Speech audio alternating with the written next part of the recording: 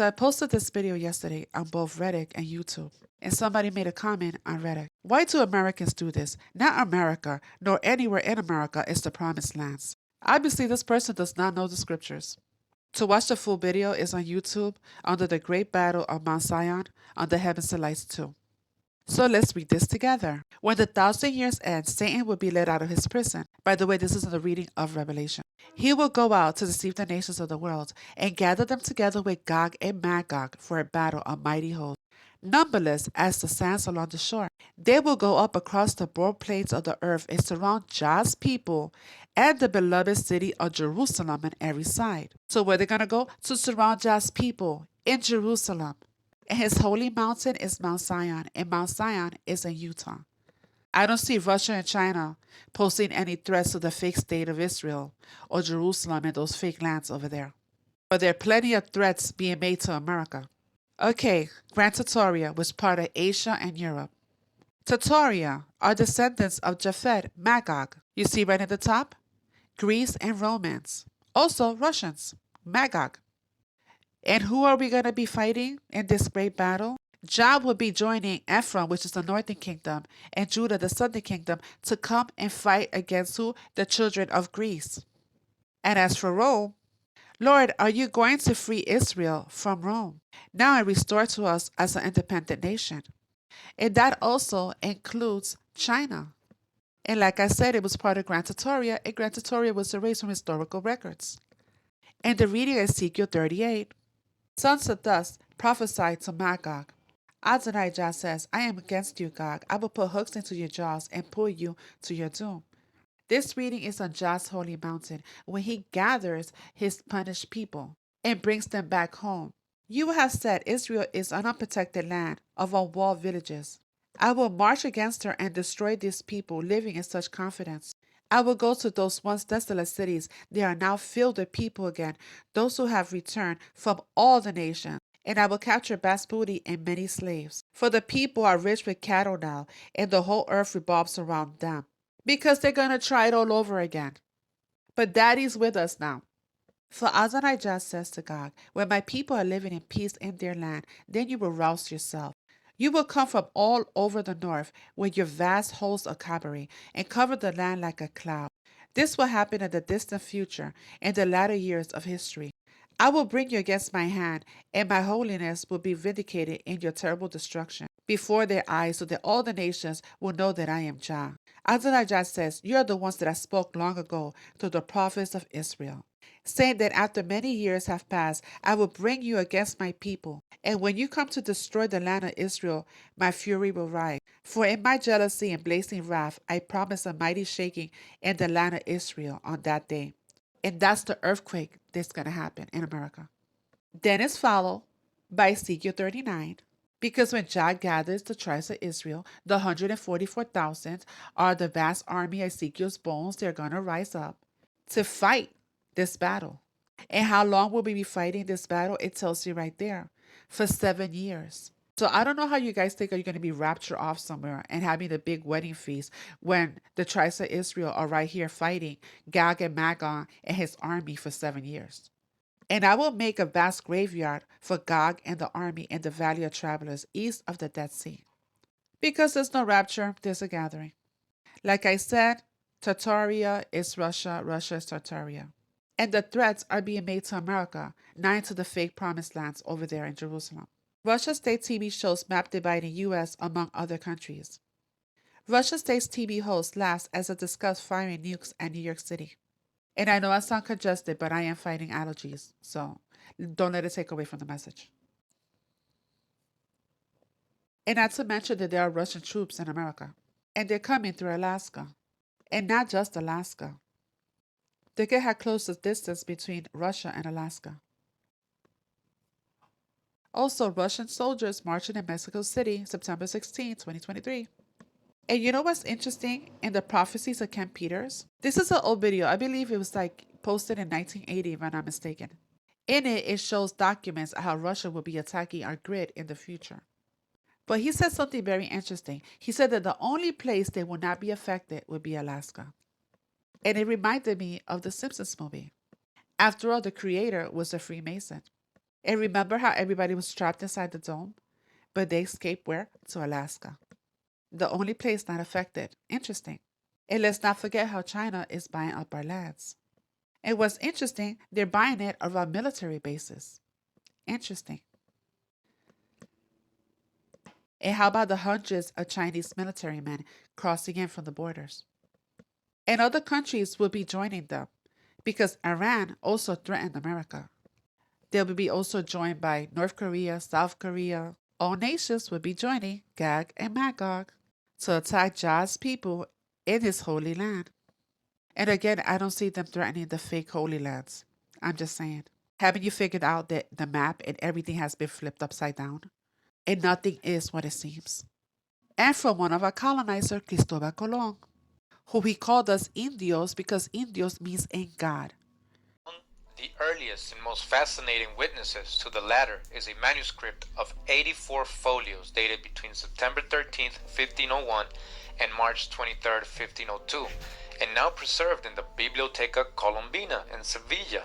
It begins, "This is the beginning of the book or collection of auctoritates, sayings, opinions, and prophecies concerning the need to recover the holy city and Mount Zion." Again, Columbus is telling us that this is the beginning of the book or collections, right? Of the prophecies concerning the need to recover the holy city and Mount Zion. And he's talking about America, right? And the discovery and conversion of the islands of the Indies and all of peoples and nations for Ferdinand and Isabella, our Spanish rulers. This manuscript, commonly known as El Libro de Profecías, the Book of Prophets. Name of Moses. Well, the Bible says that Moses wandered about in the Sinai desert for 40 years. The big problem was that the tribes of Israel were also following around behind Moses, and that means everybody was lost for about 40 years. Well, the Sinai desert just is not all that big. If you've got a good supply of water and a decent camel, you should be able to cross it in about a month. But they wandered around for 40 years, and they were following what they believed was what they should be doing. It was written down in stone, the laws, and Moses was looking for the promised land. Well, perhaps he was looking in the wrong place. Perhaps the promised land was, as many historians in the 18th century finally realized, the promised land was North and South America. The promised land was North and South America. The promised land was North and South America. The promised land was North and South America. Northern Kingdom, Southern Kingdom, Judah. Northern Kingdom fell first. Helen T. Cadrell, in her work on slavery in Virginia, noted that we have shown that the first slaves were Indians, not Negroes. Again, the first slaves were Indians, not Negroes, and that the enslavement of Americans continued for many, many years. In 1903, a historian of New Jersey noted that unions between Indians and Negroes were so commonly frequent, indeed, as to have left permanent impress upon many families of Negroes of the present day. E.B. Reuter recognized in 1927 that African-American mixture had taken place within slavery and said the Indian slaves were gradually absorbed into the black population. And the real truth is that it's always Putin threatening a possible nuclear escalation may not be the only thing to watch out. Well, tonight, the nation's intelligence agencies are warning of cyber threats from Russia. About one of the most significant national threats that we face, because hackers recognize that the energy sector is our country's Achilles heel. For years, Russia has launched destructive cyber attacks in Ukraine, and experts say the U.S. would not be immune to similar attacks right here. It wouldn't take much to throw the entire country into darkness. There's a very few number of substations you need to take out in the entire United States to knock out the entire grid. The report was leaked to the Wall Street Journal. It found the U.S. could suffer a coast-to-coast blackout if saboteurs knocked out just 9 substations. It triggered a blackout for nearly 50 million people. Just think about what a cyber attack would do. It could be catastrophic. Millions could be left without light, heat, refrigeration, water, phones, and internet. The United States must prepare for cyber war against Russia. I don't think there should be any doubt in anybody's mind that the cyber challenges we're talking about are not theoretical. This is something real. Personal militar de la Federación de Rusia, conformada por una escolta con bandera, perteneciente al regimiento Preobrazhensky. Este regimiento es una unidad militar histórica de Rusia. Con gran corte, pasa la delegación. La barrera del sonido surcan el cielo de la capital. These troops have arrived in America. Canada did war on USAF, or to expand the land. So it occupied Canada city and territory.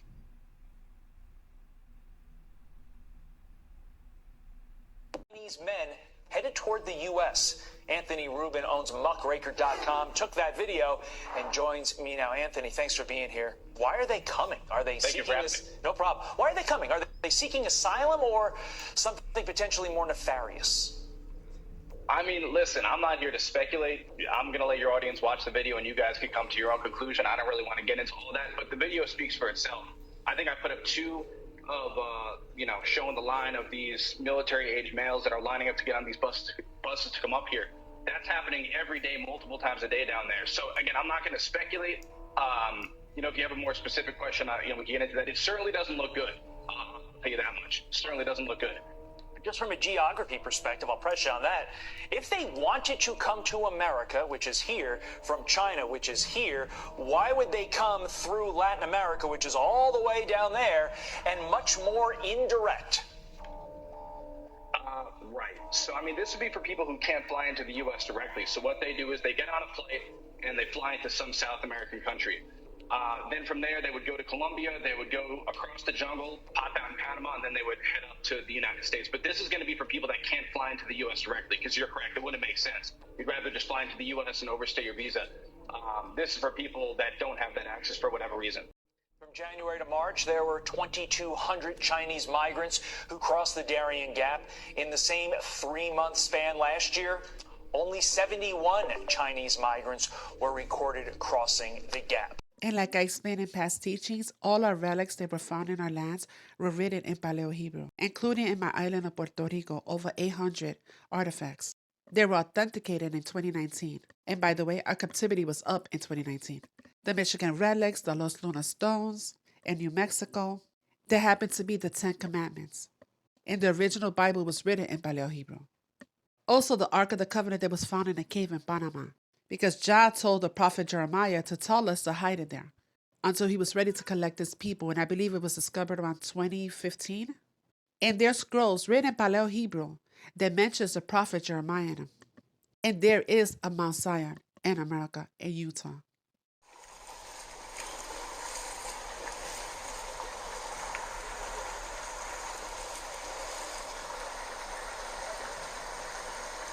And like I said, and the scripture says that Gog and Magog, along with other nations, will be coming to invade Jerusalem and surround God's people.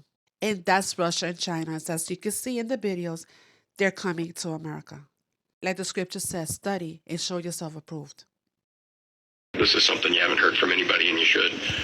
Russia's got submarines that have been off our Alaskan coast this whole week, and they actually fired 2 missiles from 2 of their submarines, freaking out the citizens of Alaska. Have you heard this? Because really this should be like front page wake-up news, right? Russia fires missiles off the coast of Alaska. Now, then they blew up a ship 400 kilometers away. Okay, 240 miles away, they blew up a ship with the missile. And shot, again, 2 of them right off our coast, and the Chinese were found there too. In our exclusive economic zone, meaning you're in Alaska and literally looking within 12 to 20 miles off the coast, you see Russian submarines and Chinese warships, missile cruisers. I'm not hearing that on Fox. I'm not hearing that by Greg Gutfield. I really, or even Hannity or anybody else. That's news I want to know.